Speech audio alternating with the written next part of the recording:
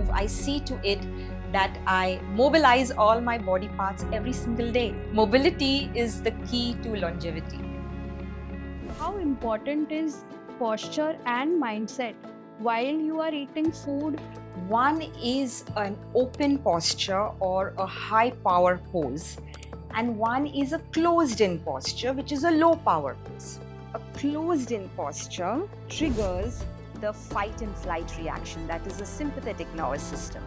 Cortisol, which is the stress hormone, is released, and it takes away the digestion of your food. There are thoughts coming in my mind while I'm eating. So, what you have to say about that? See the food, see the color of the food, the texture of the food, the smell of the food. Put it into your mouth. Be grateful, thankful that you're getting to eat such amazing food on the table. The brain receives the signal of fullness 15 minutes later. Is that true? Your body is your clock. It tells you everything. How to make sure that we, derive the most benefit out of exercising. It's not about how many reps you do, but how well you do every single rep. What are the things that we can keep in mind when we are, in the middle of these very basic tasks of the day? Move every 30 minutes. Movement is magic. When you exercise, you just expend 5 to 10% of your total daily calorie expenditure. What type of exercise is better for him or her, whether strength training or yoga?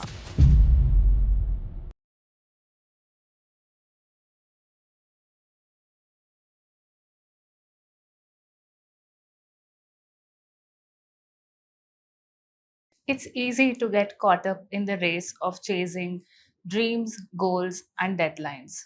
But what about that aspect of life that truly matters? Welcome to Hustle and Heart, where ambition meets authenticity and success is defined way beyond the grind. In today's episode, we will be talking about something that actually shapes every aspect of our life. We'll be exploring how taking care of your mind, body, and daily habits actually helps you fuel your success and not slow it down. Because at the end of the day, wellness isn't just a luxury, it's the foundation of a life that feels good inside out. Our guest today is someone who has truly transformed the way I think about health, movement, and energy.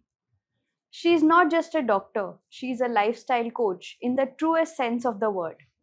A dental surgeon by profession, a posture and nutrition specialist, a rehab trainer, mobility expert, functional trainer, and a 300-hour trained yoga teacher.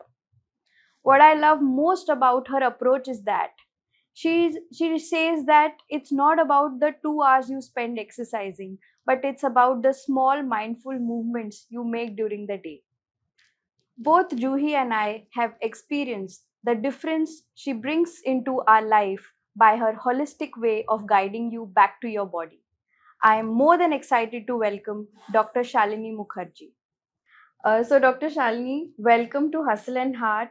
And we are more than thrilled to have you here and share the beautiful insights that you have given us, the both of us, and now we are here to give it to the world. So, how does it feel? I'm thrilled to be here with all of y'all, my two favorite clients, and who've been following everything that I say to the T. So, yes, I'm so happy to be here. You know, the most important part when I speak to you, you always say that it's not about what you eat, it's about how you eat. So, most of the people, they discuss on how much calories have you eaten, what are the meal timings. Yes, they are important, or diet, what diet are you following. There are so many names in diet, but no one actually thinks about the posture or the mindset with which you are actually eating that food. So I want to ask you that how important is posture and mindset while you are eating food, and also what thoughts come in your mind when you are even exercising, or how can we inculcate that in our daily lives while eating food? Okay, so I want to talk a little about something that's very close to my heart, and that is posture. Now, we are born with a particular posture, but because of wrong use or wrong way of sitting, standing, or doing something in the wrong form over a period of time, the alignment shifts. Uh, I want to tell you how important posture is when you're eating and how it is directly related to your calorie burn, to your fat deposition, right? So there are two kinds of posture. One is an open posture or a high power pose, and one is a closed in posture, which is a low power pose. Now, what is the difference between the two? Say I'm sitting like this and I'm closed in, right? So everything moves internally. I'm slouching my shoulders, I'm rounding my back, I'm shortening the length of my spine. Now our lungs are in our rib cage. The rib cage gets compressed. So the breathing that happens is also less because the lungs cannot expand as much, right? So less oxygen reaches our blood. Also, our food pipe, which is there around this area, gets compressed. So swallowing becomes difficult. But if I'm in a nice open posture where my rib cage is open, my torso is nice and tall, my shoulders are down, I am breathing well into my lungs, more oxygen is going in, metabolism goes up. Also, what happens is that a closed in posture triggers the fight and flight reaction, that is the sympathetic nervous system. Cortisol, which is the stress hormone, is released, right? And it takes away the digestion of your food.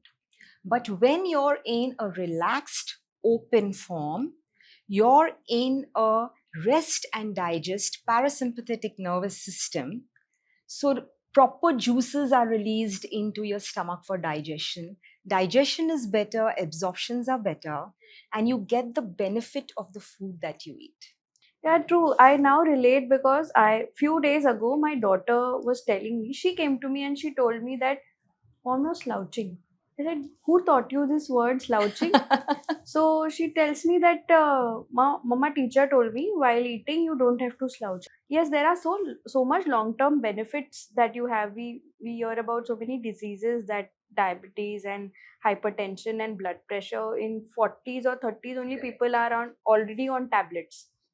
But I'm happy that okay, the coming generation is at least realizing it and making I mean, efforts these are such accordingly. fine things and they have such a big impact. To be aware about things that are good for them in itself is so amazing. I mean, I think when we were towards our mid 20s is when we started to have a little bit of realization on, well being and food and the way you eat it and what impact it has on you.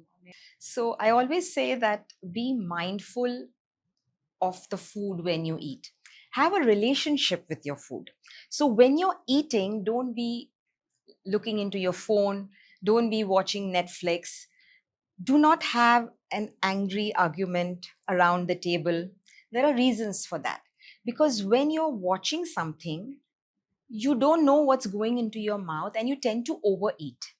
But if you're mindful of every bite that you're putting into your mouth and you're chewing well and you're chewing slowly, by the time the food goes into the stomach and your stomach is three-fourths full, the brain from the satiety center is sending a message that it is full. So you do not overeat.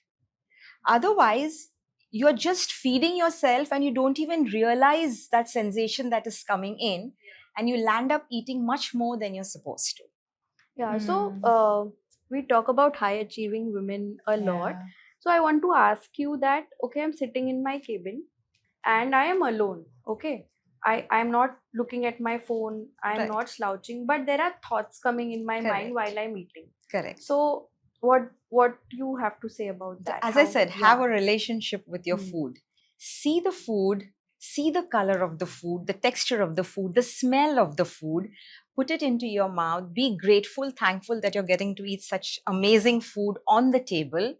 And Chew your food slowly. The minute you chew your food slowly, the right juices are released in the stomach for digestion. And that's when you get the full benefit of the food that you're eating. You can have a conversation with someone around the table, but see that it is not an angry conversation, because again, then you're releasing cortisol. So be happy, be relaxed, and see what the food does to you. It's magic. True. I mean, we are surrounded by people. I mean, in my family itself, the ones who are, mostly in high stress situations during the day. And then I ask them that, do you remember what did you have for lunch? And most of the times they don't recall. And that's such a small thing to recall. And it's so Absolutely. sad that, we in this race, we've just lost touch with the most basic reason why we are in the race, food. True. And it's shocking. Also, I have heard that the brain receives the signal of fullness Yes. 15 minutes later. Is that true? I mean, I had read No, some so- post, so you stop eating before you feel full. Completely 15 minutes full. Yeah. before that. Why they say 15 minutes later is because nowadays we finish food in like 2 minutes or maybe less than that. In the olden days, when you used to sit around the table, have a good conversation, eat slowly, there would be different things. You start with one thing, then go to the next. And by the time you've reached the third, you're already 15 minutes into the food, and the brain sends a signal, okay, we are getting full. And then you eat only as much as required. Because we are not doing that with our lifestyle changes, we need a third person to tell us the amount we need to eat, the calories we need to eat. You don't need that. Your body is your clock, it tells you everything. We just need to internalize to listen to our body. Very important, very Yes. important. I mean, this is about food. And when it comes to exercising, what are your views about that? I mean, how to make sure that we, derive the most benefit out of exercising? Correct. Again, exercise when you do, posture is important, because if you're moving in the wrong form, you can land up with injuries. So to prevent that, be sure that you are being supervised when you're exercising, especially initially when you're not aware and conscious of your form. So there is somebody to guide you. It's not about how many reps you do, but how well you do every single rep. So every single rep done well is more beneficial than the total number of reps that you do. The second important thing is your breath. If we hold our breath while exercising, it increases your heart rate. Again, it's a stress situation. You're in a fight and flight reaction. You will not get the benefit of the movement that you're doing. So if you're breathing well, if you're exercising well within your body capabilities and not doing what the next person is doing, believe me, you're on the right path, and you will be injury free, and you will be able to progress much better. So if one has to decide what type of exercise is better for him or her, whether strength training or yoga, what are the three factors that can help them decide these? The most important factor is how well you sleep at night. If you have not slept well, then doing something which is high intensity, you have planned something, you've planned to do something, but you're not well rested. So it's not for you. You rather go in for something which is soothing, calming. But if you're well rested and your goal is towards strength training, you enjoy strength training, again, that's a very important aspect. Mentally, you should be happy doing it. But if you enjoy running, run. If you love swimming, swim. If you love doing yoga, do yoga. If you love lifting weights once in a while, do it. Nothing will stop you. None of these options are bad. In fact, I always feel that you should incorporate everything and not just stick to high intensity or cardio or strength training purely or yoga. Get a combination of everything in your life. Figure out what works with your body, because every body type is different, and see how you feel at the end of the movement. If you're in a happier state, then that's for you. So moving on to another thing which reminds me of this, there are so many other activities that we do during the day. Like it could be cooking for a lot of us, it could be playing with our children, it could be working, it could be any daily activity that we do. What are the things that we can keep in mind when we are in the middle of these very basic tasks of the day, especially at work with the sedentary lifestyle that most of us have these days? So I always say that move every 30 minutes. You may be sitting in front of your client, or you may be on a Zoom call.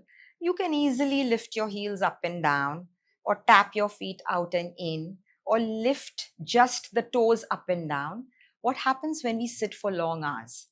There is pooling of your venous blood in your lower extremity. And that's why, when we are sitting on the flight, or if you're sitting in a movie, and if you've removed our shoes, our feet do not fit into our shoes. They become a little swollen and it becomes a little tight, the shoe. That's because of pooling of fluids in your lower body. So, doing heel pumps is an amazing thing to do.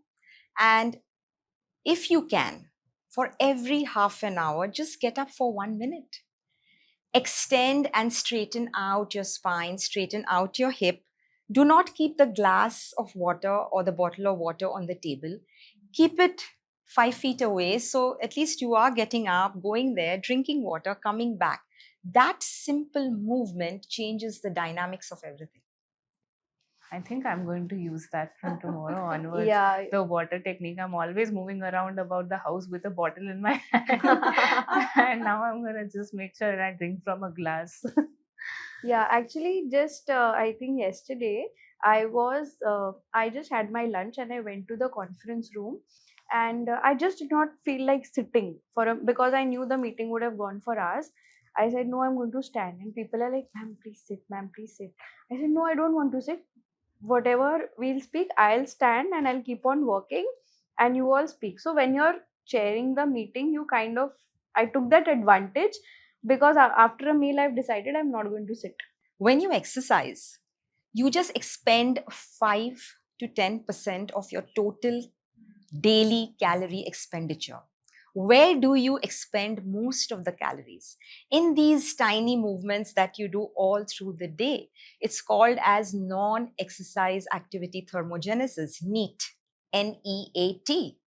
The more you fidget, the more you move, the more you get up and sit. It's like doing a squat. Like you get up from the chair, sit down, you know, you are burning more calories than your exercise, because exercise is 1 hour of the day. What about the remaining 10, 12 hours that you're awake?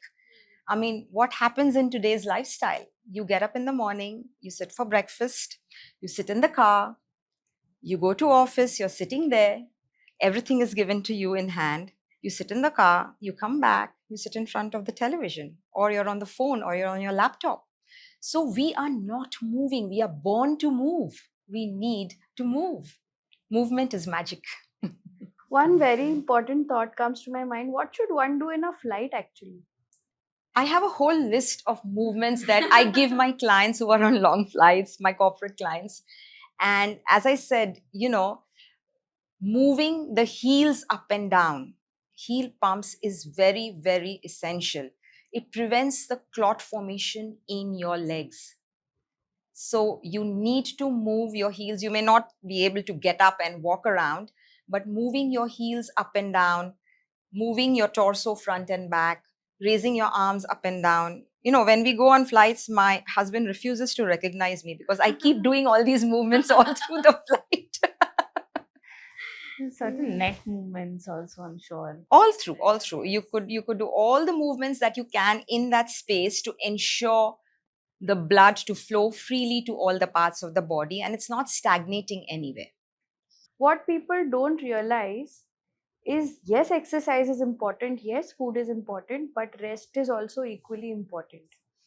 And from what I have spoken to you, I know you have a specific posture and mindset insights to give while you are resting and or you're relaxing. Say suppose you're meditating or you're sleeping, because you sleep 8 to 10 hours. Sleeping is very personalized. Everybody has a safe spot or a side that they want to sleep on. But if it is creating problems, maybe your shoulder is becoming stiff. So nowadays there are lots of these rehab pillows in the market where you're not slouching too much and tilting your head to one side or lifting your shoulder up. So it's placed between the ear and the shoulder. You also have pillows which are designed in such a way that it takes the curvature of your cervical spine and it completely supports it. So you're not uncomfortable even when you're turning sideways. Yes, people who sleep on the side, and especially people who have sciatica problems, which aggravates, you have these pillows that you can keep between your knees. So the compression, the knee on knee does not happen, which does not compress your hip on that side. And it allows the nerve to relax all through the night. So there are lots of gadgets in the market now that can be used. There was a very small thing which I had read. So it's about, the phone usage. I mean, or any screen, any blue light, I think that's what it's called. You should not use it 3 hours before bedtime, 2 to 3 hours before bedtime. And that helps you produce melatonin and gets you better sleep. I mean, this is something which I knew of 6 years back, and I followed it for a year almost.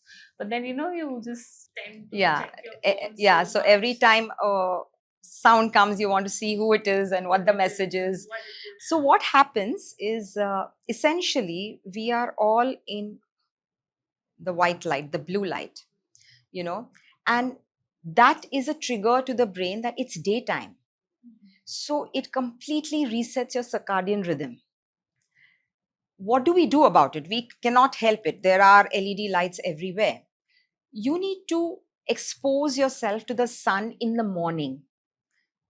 Early morning in the olden days, people would, pray to the sun god and pour water and look at the sun through the water, because directly looking at the sun is harmful to the eyes. So that could be done. Or even if the sun is up and about and it's say 10 o'clock, just go out and be there in sunshine for at least 20 minutes. It resets your sleep patterns in the night. And automatically the body tells you, okay, now it is the time to sleep, because you have had that sun exposure in the morning. It is so important. As kids, I remember, I mean, my grandmother told me when my baby was small to, we used to massage the baby and put her out in the sun at 10 to between 10 to 11, because it also strengthens your bones. It produces vitamin D. it The vitamin D is so essential to increase your melatonin in the night, to also uplift your mood. It is so important. It is. I think 80 to 90% of Indians have a low vitamin D. Racially, we are deficient in vitamin D. Yes, yes. So, I mean, what I can derive from what you just said, that a lot of traditional practices were not only, I mean, religious, but most of them were scientific. And what are more such practices that, maybe to during the day one can actually incorporate and maybe, increase their quality of life even when it comes to a single day? One is, when you see the food patterns in our country, so be very specific to your region. Don't buy foods which are not grown around your region or very far away, which are exported in. And also the way you eat. We would sit on the floor, right? So we would cross our legs. The reason for that is, when you eat, 80% of the blood supply should go to your digestive system. So when you cross your legs, all the blood flow goes towards your digestive system. So more blood entering there, better digestion happening. Now, when we are sitting with our legs hanging down, the blood flow is towards gravity, right? It's towards the legs.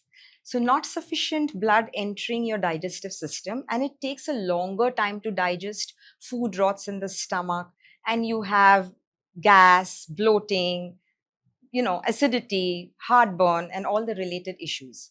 Even the type of options that we had in our food, it was well balanced.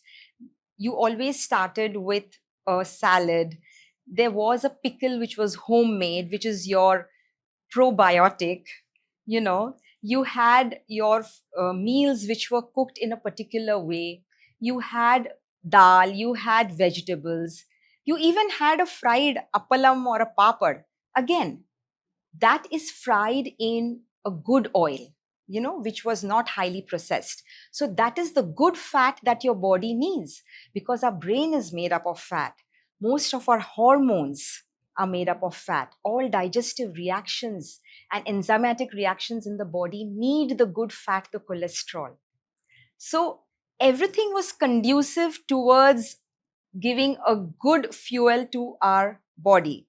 So if I create an analogy between our body and a car, we send our car for servicing, right? We ensure that we are putting in unadulterated fuel into our car to improve the efficiency. Similarly, we need to keep moving. That's the servicing that we are giving our body. And we need to eat good unadulterated fuel to increase the efficiency of our engine. Yeah, I think I maintain that anything that is coming out of a packet or a plastic, I am not going to eat. If you have an onion or a potato which is kept out for 5 to 7 days, it rots. But foods which are in these packets for months do not rot. Even the germs are scared to go and eat it, right? Because there is so much of trans fats, there are hidden sugars in it, high in salt, and all that affects our digestion. It changes the microbiome, that is the bacteria in our gut. And we all know that there is now a gut to mind, a brain connection, right? So if our gut is not happy, our mind is not happy. So a lot of anxiety issues nowadays, a lot of depression, because we are not eating the right kind of food. We do not have the right kind of bacteria in our stomach. So that is also leading to a lot of issues. Your hypothyroidism, your PCOD, leaky gut is all because of eating packaged processed food which is not meant to be eaten. Thanks to the social media, everybody knows this new word gut.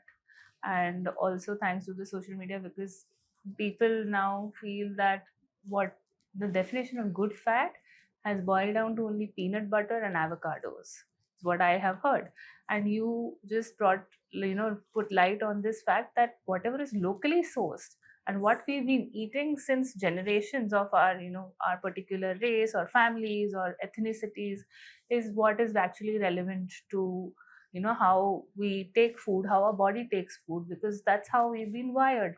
2 minutes of sitting in an open posture, there is an increase in the testosterone levels in your body. Now, testosterone is not only a male sex hormone, even women have it, and it has many, many other benefits. So it helps in improving our bone and muscle density. It helps in the formation of red blood cells in our body. It helps in the skin collagen, right? It helps in uplifting your mood and building your confidence. So just sitting right can create so many changes in your body.